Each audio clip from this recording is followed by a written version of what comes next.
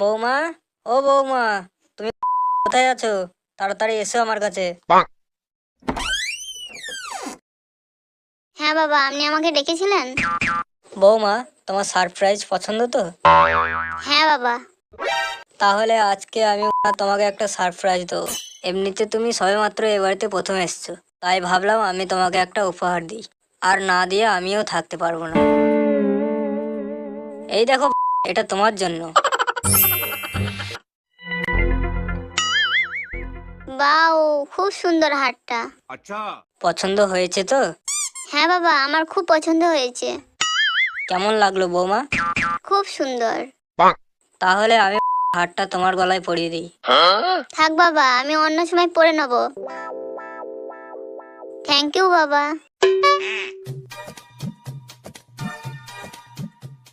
এই তো মালটা পথে আসছে, আর একটু ওয়েট করতে হবে। আরে পুটি, আমি ভাবতেই পারছি না। জানিস বাবা আমাকে একটা দামি হার দিয়েছে, পুরো 1 লাখ টাকা দাম। ও তাই? একটা ব্যাপার সত্যি, আমি যখন থেকে এই বাড়িতে এসেছি তখন থেকে শ্বশুর মশাই আমার খুব খেয়াল রাখে। বাবা আমার সব ইচ্ছা পূরণ করে। তাহলে তোর শ্বশুর খুব ভালো তো? কোনোদিন আমাকে বুঝতেই দেয়নি আমি এই বাড়িতে নতুন। ঠিক আছে, আমি তোর সাথে পরে কথা বলছি রে।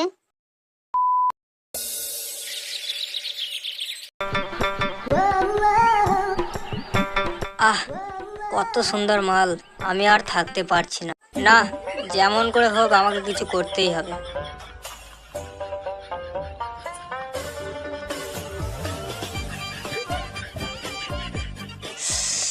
আহ, বাবা, আপনি আপনি এখানে কি করছেন? আসলে বৌমা, হয়েছে কি, আমার বাথরুমের কলটা খারাপ হয়ে গেছে, তাই এখানে চলে এলাম। আর আমার ড্রেসটা আপনার হাতে কেন? আসলে তোমার ড্রেসটা নিচে পড়ে গিয়েছিল, আমি তুলে উপরে রাখতে যাচ্ছিলাম। ওরা সেই সময় তুমি চলে এলে। দেখো, আমার এক বন্ধুর জামা কাপড়ের দোকান আছে, তুমি চাইলে ওখান থেকে জামা কাপড় নিতে পারো। থ্যাংক ইউ বাবা, কিন্তু আমার এখন দরকার নেই। যখন প্রয়োজন হবে তখন আপনাকে বলে দেবো। ধুর,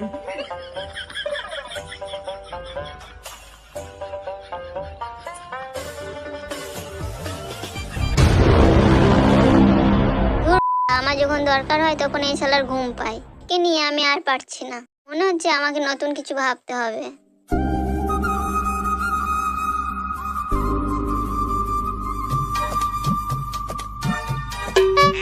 বৌমা, তুমি ছাদে দাঁড়িয়ে আছো কেন? ও, এবার ভালোভাবে বুঝতে পারছি, খেঁচা তোমাকে ভালোভাবে লাগাতে পারে না।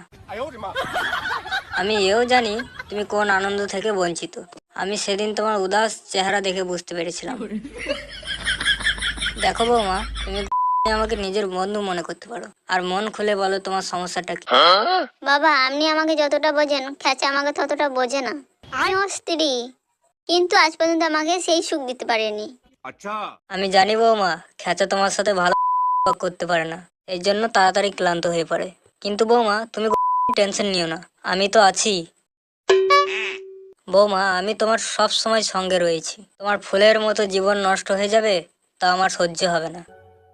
আপনি এইসব কি বলছেন বাবা? কেউ এই ব্যাপারটা জানতে পারবে না, বাড়ির কথা বাড়ির মধ্যেই থাকবে। আরে, এতে অসুবিধাটা বা কোথায়? তুমিও রাজি, আমিও রাজি, ব্যাস, এটাই শেষ কথা। আজকে রাতটা আছে তোমার কাছে, ভালো করে ভেবে দেখো। কাল তোমার মুখের চেহারা দেখে বুঝতে পারবো তুমি রাজি কি না।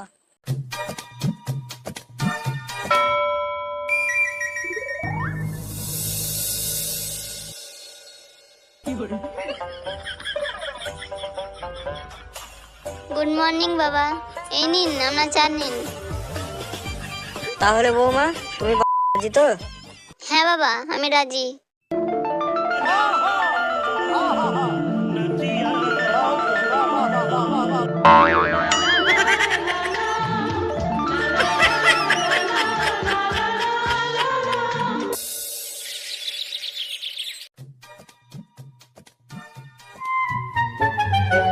কি ব্যাপার, তুমি এখনো ঘুমাওনি যে? দাঁড়াও, আমি তোমার ওষুধটা দিয়ে দিচ্ছি। মনে হচ্ছে আজ আমার খুব খেয়াল রাখছো। স্ত্রীর সেবা করা অত্যন্ত পুণ্যের কাজ।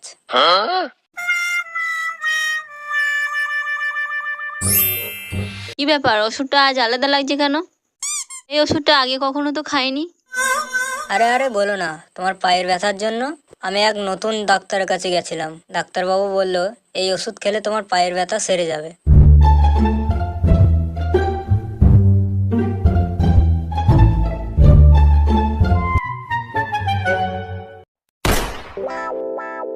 এই ওষুধে তোমার ব্যথা কমবে না, কিন্তু ঘুম ভালো হবে। আমি এখন আসি, আমার বৌমা অপেক্ষা করছে।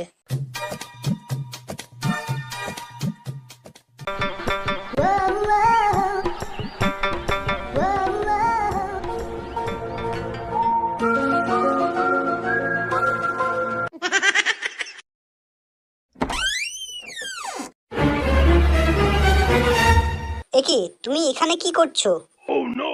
ও ও ওই তো মায়ের পায়ে ব্যথা হচ্ছিল, তার জন্য মালিশ করতে এসেছিলাম। রাত অনেক হয়ে গেছে, এবার শুয়ে পড়বে, চলো।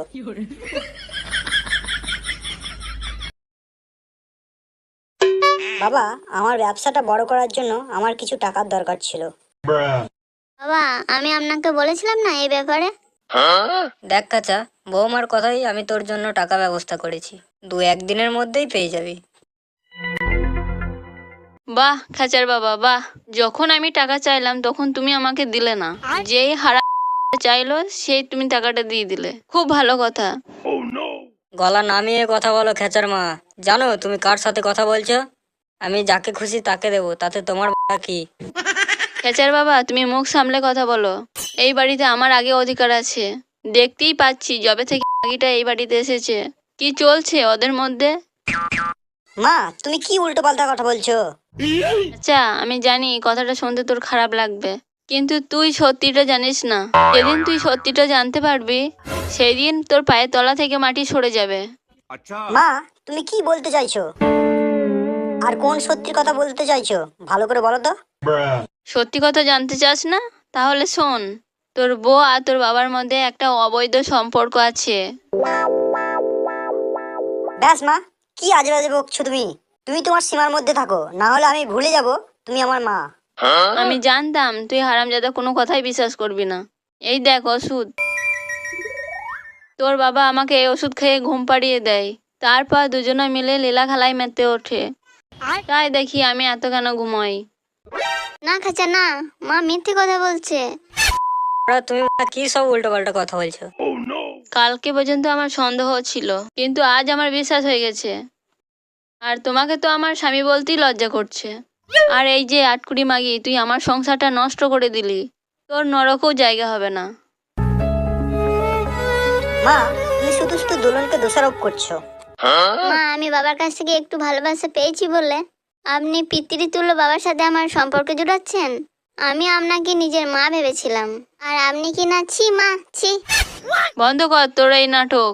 তোর মতো মেয়েদের আমি ভালো করেই চিনি। নিজের খুশির জন্য তোরা কত নিচে নামতে পারিস। আমি তোমাকে টাকা দিইনি বলে তুমি আমাকে যা খুশি তাই বলবে? এক্ষুনি এই মুহূর্তে তুমি আমার ঘর থেকে বেরিয়ে যাও, আর কখনো ফিরে আসবে না।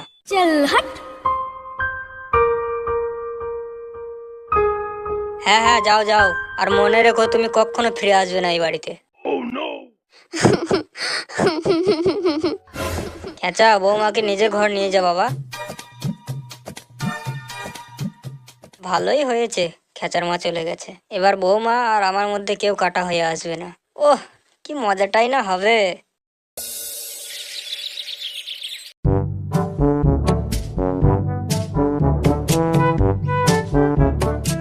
মা আমার বইয়ের নামে উল্টো পাল্টা কথা বলতে যাবে কেন?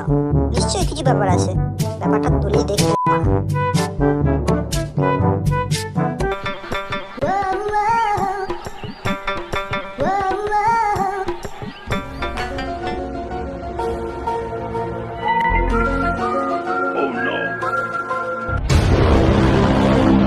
ও, তাহলে এই ব্যাপার।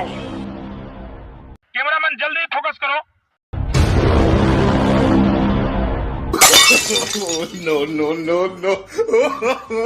বাবা, এ কি করছো তুমি? এ এ এ- এ কি খেঁচা, তুই এখানে? ছি বাবা ছি, তুমি শেষ পর্যন্ত কি আর তোমার বৌমার সাথে এই করছো? দেখ, আমি কিছু করিনি। বাচ্চা, তুই কেমন ধরনের মানুষ আমি আজ ভালোভাবে জানলাম। আমার মাকে তাড়িয়ে খুব সুখে দুজনে করছো না? এই খেচা, আমি তোর বাপ হয় না মা। বাপের গোষ্ঠী রে। দাঁড়া শুয়োর বাচ্চা, তোকে দেখাচ্ছি মজা। No, no, no, no.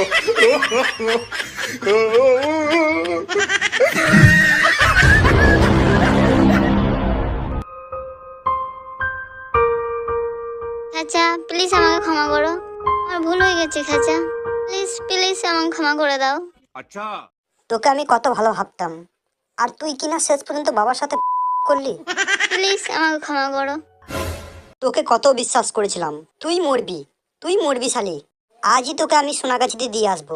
তোর মতো মেয়ে আমার দরকার নাই, সারা জীবন মারিয়ে কাটিয়ে দেবো, কিন্তু তোর মতো মেয়ে আমার দরকার নাই।